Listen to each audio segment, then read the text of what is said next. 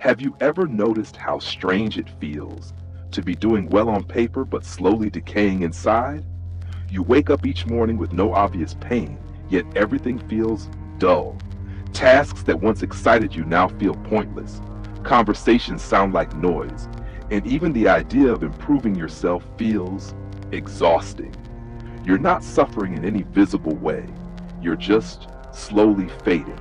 This isn't the kind of stuff people write books about. You're not rock bottom. You're not in crisis. You're not drowning. You're just hovering. Hovering in a life that looks fine, stable, functional, even successful. But every action feels like a drag. Every goal, a hollow echo. Every day, a performance. It's easy to look at that and say, I must be lazy. I've lost discipline. I need to try harder. But that's not it. This isn't laziness. This is a soul resisting a life it no longer believes in. Strange, isn't it? How right after we reach the mountaintop, we stop moving. We don't talk about it much, but success can be disorienting. When you've spent years chasing something, and then one day, you have it. What do you do with the silence that follows? You work so hard to get here, but here doesn't feel like arrival. It feels like a waiting room. Why? Because many of us didn't build success on alignment. We built it on effort, on willpower, on survival. And when the striving ends, so does the fuel. You wake up successful, but disconnected from why you started in the first place. The outer world claps, but the inner world asks, and now what? What we often call laziness is actually grief. Not grief for someone else, but grief for the person you were while climbing.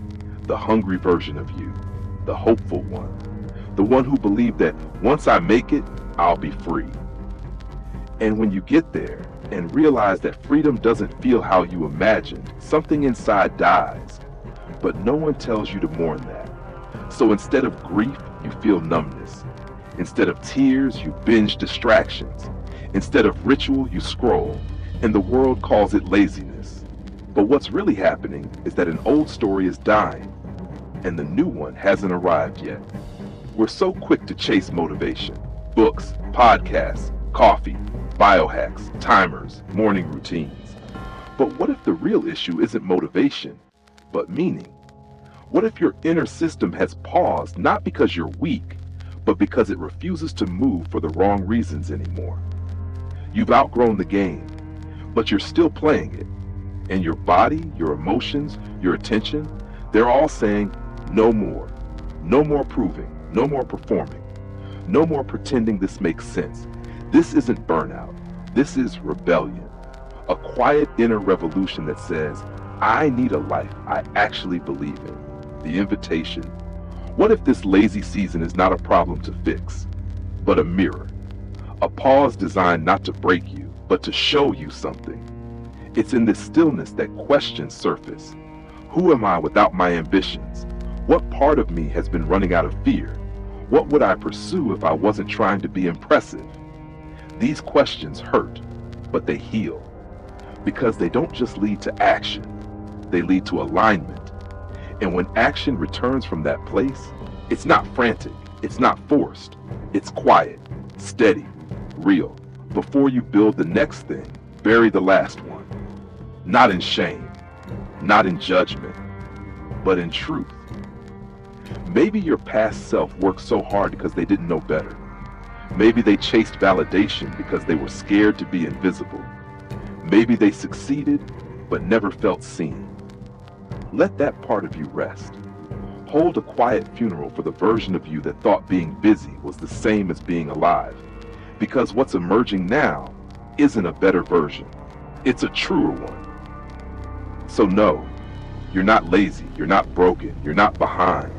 You're standing at a sacred threshold where old ambitions no longer fit, where noise no longer satisfies, where even success feels insufficient. That's not failure, that's awakening. And it doesn't happen through force, it happens through listening. So before you push again, pause. Let this slowness speak, let it grieve, let it question. Let it strip away what's false. Only then will you move again. Not out of pressure, but from purpose. If this reflection echoes something in your own life, feel free to leave a comment. What are you letting die? Sometimes naming it is how we begin again. And if this space has spoken to you, feel free to stay. This channel is a quiet place for people becoming new.